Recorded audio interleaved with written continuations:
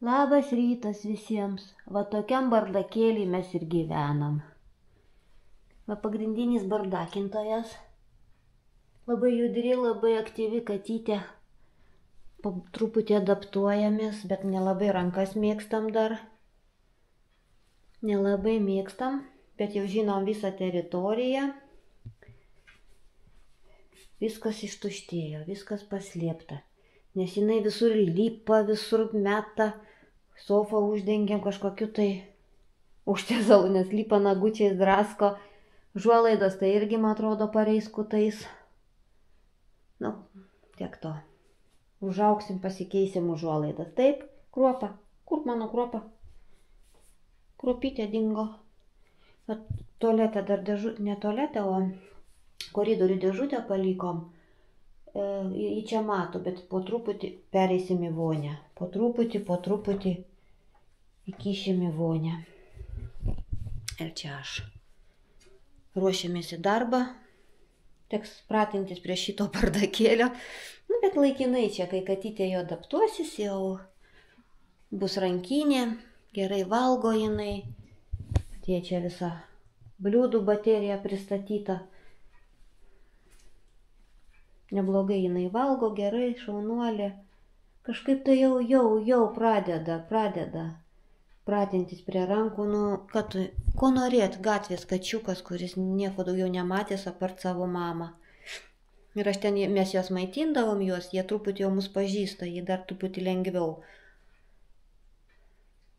Gal pripras. Reikės daug kantrybės, daug meilės, daug atsidavimo. Ir kokie 10-20 metų, tai pastoviai šviesoforą tiek, tu turi žinoti. Išdardėjom į darbą. Miestas užkištas, vairuotojai pikti. Rugsėjo 1 šiandien. Mokinukai visi su gėlėm, pasipuošę. Čia buvo diskusija, kad rugsėjo 1 nenešti mokytojom gėlių. Nu, aš pavyzdžiui neįsivaizduoju. Rugsėjo šventės nepadovanot mokytojų gėlytės, šypsenos. Nu, aš nežinau, sakė, nešt kitą dovaną. Nu, aš neįsivaizduoju, ką dar galima mokytojų nunešti, pavyzdžiui, šventės proga. Nu, gerai, gimtadienis, ten būna mokytojo diena. Bet man rugsėjo 1 vis tiek asocijuojasi su gražia gėlytė. Na, aišku, šluotos tai nereikia ten vilkti, glėbio vos pavilki.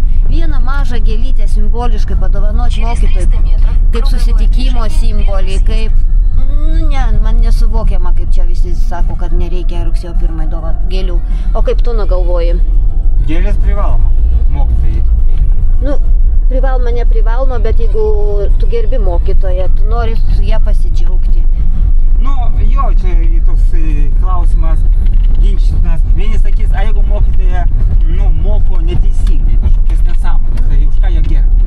Jo, mokytoja ką vaikas gali suprasti, ką mokytojas teisingai neteisingai. Todėl reikia kaip ir gerbti. Faktiškai sistema turi būti taip sutvarkyta, kad mokytojai neturi meluoti vaikam. Ir tada vaikam būtinai pagarba. Juk tėvai vaikus moko nuo mažens. Suaugusį žmogų reikia gerbti ir vaikai pasitikėti juo. Gerbė. Taip ir mokytojai moko taip pat. Viskas normalu, čia turi būti su geriem. Ir dar turi būti su uniformom privaloma. Aš irgi už uniformas. Todėl, kad paskui pradeda mandravuoti, mano ten tėvai turtingesni, aš ten viršesnis, lygesnis negu lygus, kaip sakant. O va čia šiek tuščias miestas, pas mus tik tai buvo kamštis nerealus, kol įsigrūdom. Čia gal mokyklų nėra, čia ir nėra kamščių. Prie mokyklos, ja. Nu, va taip, dardami darbeliai. Su tokiais pamyslėjimais. Vat ir norėjau pasakyti va šitą dalyką, kad kažkaip daug labai buvo diskusijų, kad rugsėjo 1 neneš mokytojų gėlių. Mano nuomonė, kad nors maža, nors nedidelė gėlytė, bet vis tiek tu tą džiugesį, tą pagarbą tą pedagogui išreikšti reikia. Net ir sako, priešininkui reikia visada išreikšti pagarbą. Taip. Kaip tu atsineši žmogų, taip ir jis tave atsineš. Nesvarbu, kad tam. Через 300 метров держитесь правой полосы, а затем... Mes testuojam navigatorių. Vyras prisisiuntė visokiausių nemokamų programų, bet jos visos rusiškai. Ne visas, ten lietuvių kalba nėra, kartais būna arba anglų, arba rusų, man tas pats. Bet gerą navigatorių, tai man atrodo, yra labai sudėtinga rasti. Arba reikia pirkti už pinigus, ir tai dar neaišku, ką te maiše pirksi. būna nepatinka, tai vienas dalykas, tai kitas, tai kaip maršrutus jis ten stato, tai dar kas nors nemato vinietinių kelių, kur su vinietėm važiuoti mokamų. Nu, taip kad gero nerandam. Tai va, tai testuojam visokius. Nu ką, atvažiavom, paimsim šeimininkę ir važiuosim į naują objektą, jinai mums ten parodys. O gal aš ten pastatysiu. Mes naujam objektėlį atėjau į šitą objektą ir prisiminiau tarybinius laikus. Niekas nepakeitė absoliučiai čia. Jeigu reikia filmams filmuoti tų laikų atmosferą, čia viskas išlikę. Viskas išlikę. Mes čia, aišku, tai tvarkysim tik tualetą. Visos va šitos pintelės. Visi, net jungikliai visi. Kur čia šviesiau parodysiu. Dieve, kokia nostalgija. Vat net jungikliai va šitie visi dar tokie. Šaldytuvas.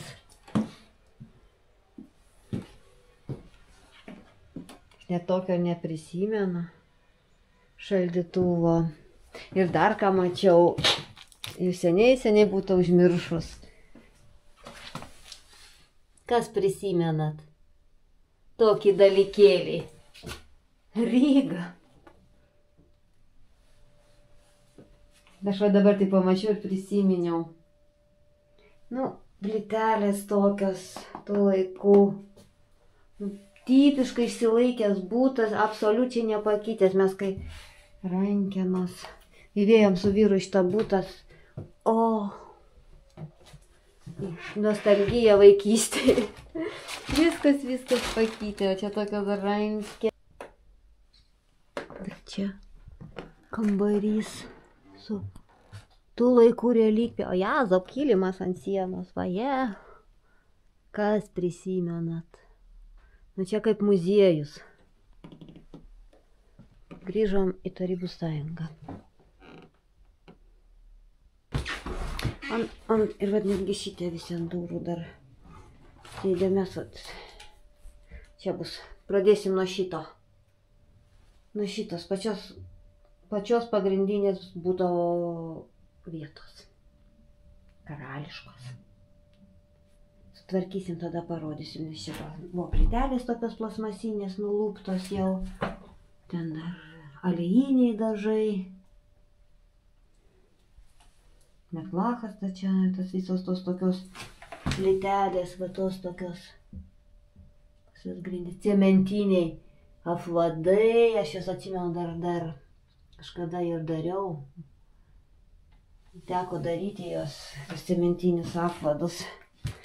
O tai tokį butelį. Ir grindys girgždančios medinės.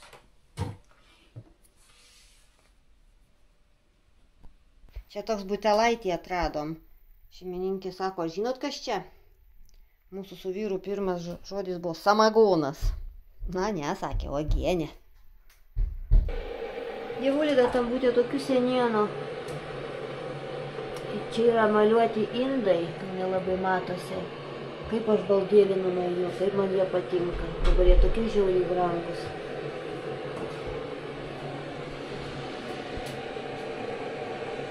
O mes pietausim. Medžiagų.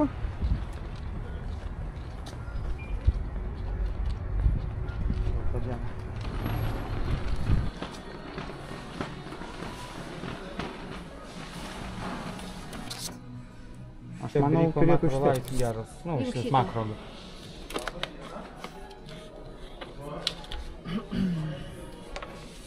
Marmuro užpildas.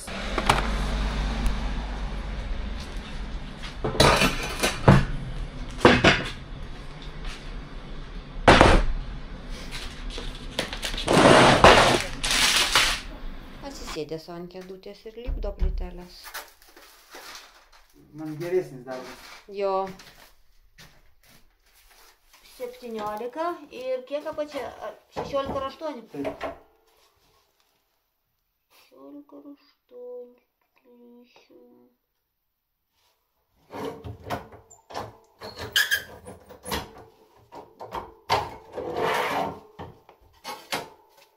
Rašom. Grįžo namo po darbo. Va, mano bardakėlis, kuri miega. Labas, bardakėlį tu mažas. Oi. Na, bardakink, tau galima. Pietų mėgelis. Čia mano antros pamainos darbas. Grįžau iš darbo, ryte neįsiploviau indų, kažkaip indaplovėj nesudėjau ir pasiryžau rankom. Tai vat, grįžtu, perplaunu indus ir ruošiuos virti sriubą. Sriubą virsiu iš įvairiausių daržovių ir va, tokius kleckelius dedu. Su kumpiu tokius mažus virtinukus, man labai skanus sriuboja. Yra su grybais, yra su kumpiu įvairiausio.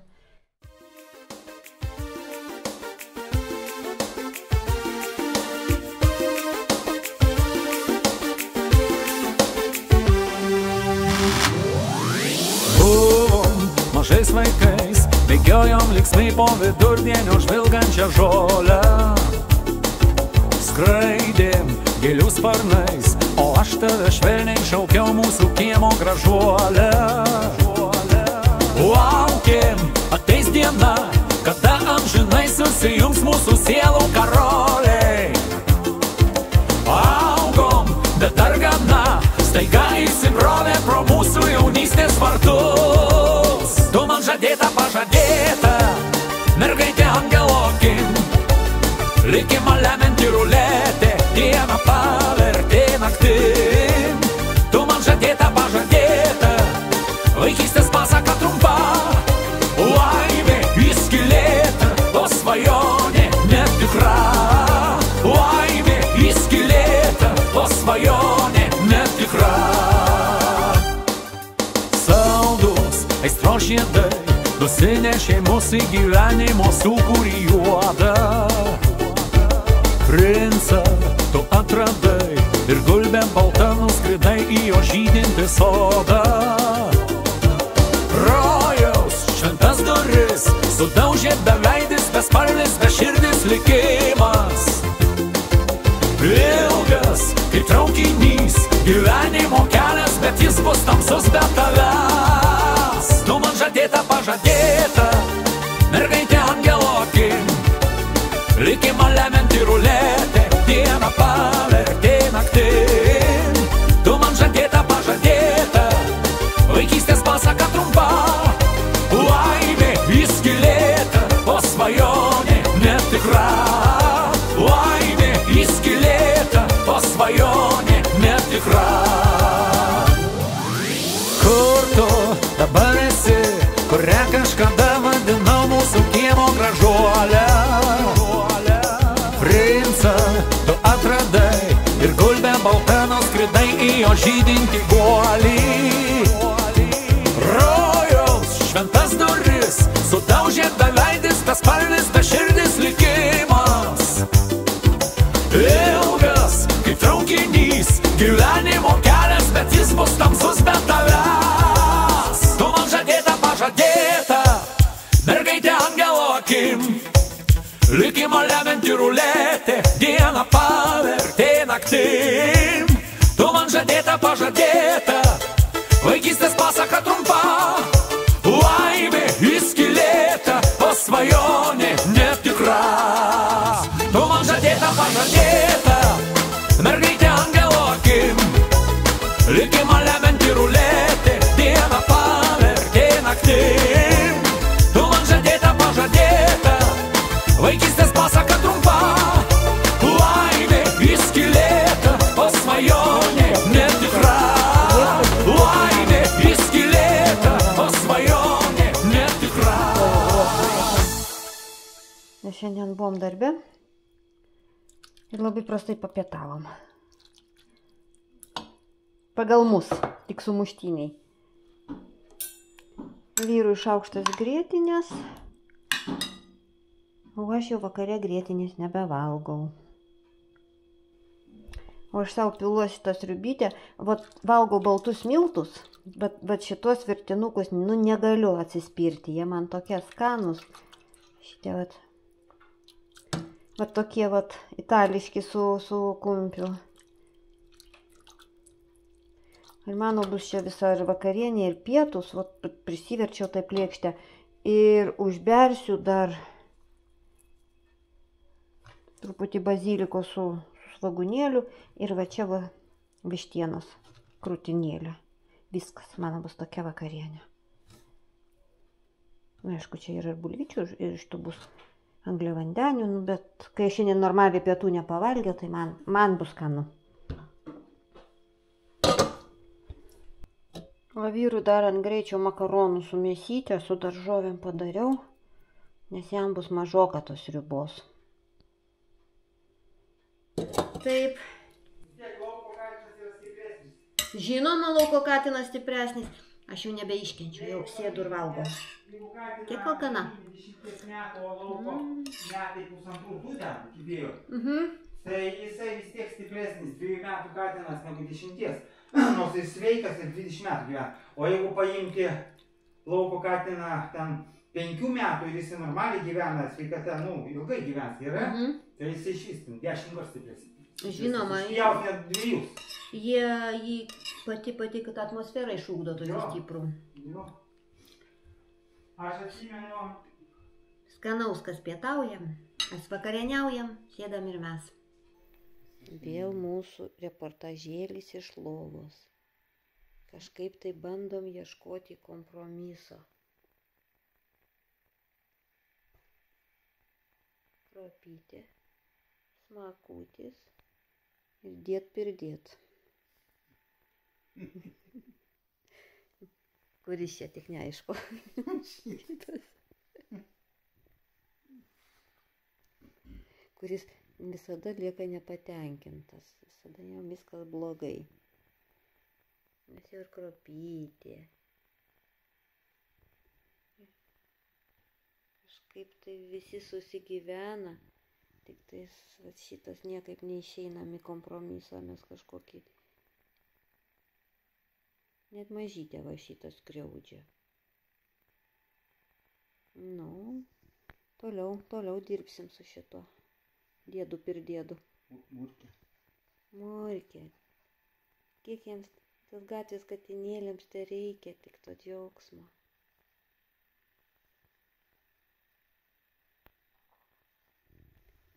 Nu ką, miegam toliau. Uodus išsigaudyti reikia. Uodai tai čia ne, mums netinka, tik katinukai tinka.